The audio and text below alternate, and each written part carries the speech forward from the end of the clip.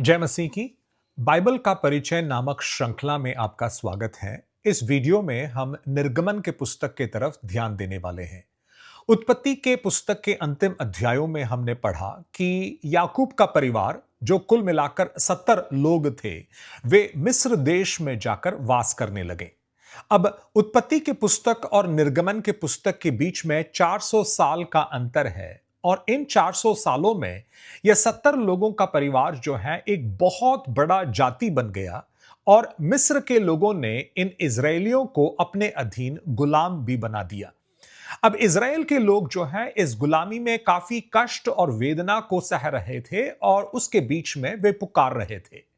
निर्गमन का पुस्तक उसके तीसरे अध्याय में परमेश्वर जो है मूसा के सामने प्रकट होते हुए अपने आप का परिचय देते हैं।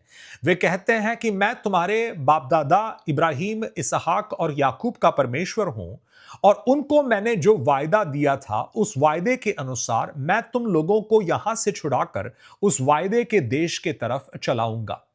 लेकिन फिरौन राजा जो है, जो मिस्र का राजा था, इजरायलियों को छोड़ने के लिए तैयार नहीं था।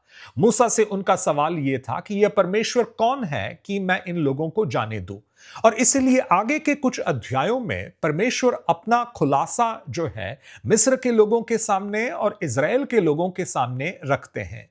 वे उनको ये बताते हैं कि वे सारे प्रकृति के ऊपर परमेश्वर है, सारे मानव जाति के ऊपर परमेश्वर है, सारे जीव जंतुओं के ऊपर परमेश्वर है। और इन महामारियों के पश्चात मिस्र के लोग जो है इजराइल के लोगों को छोड़ने को तैयार होते हैं।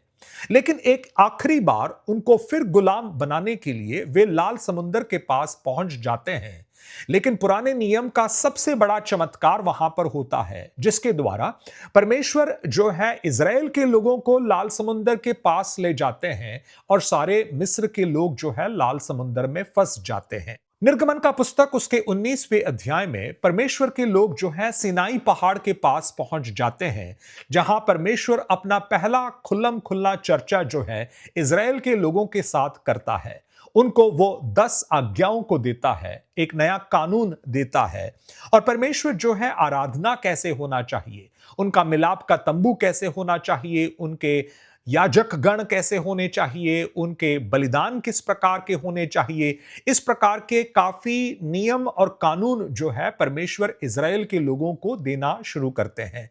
और इस प्रकार निर्गमन का पुस्तक जो है इजराइल के लोगों को एक नया पहचान, एक नया कानून और एक नया दिशा प्रदान करता है। परमेश्वर आपको आशीष दे।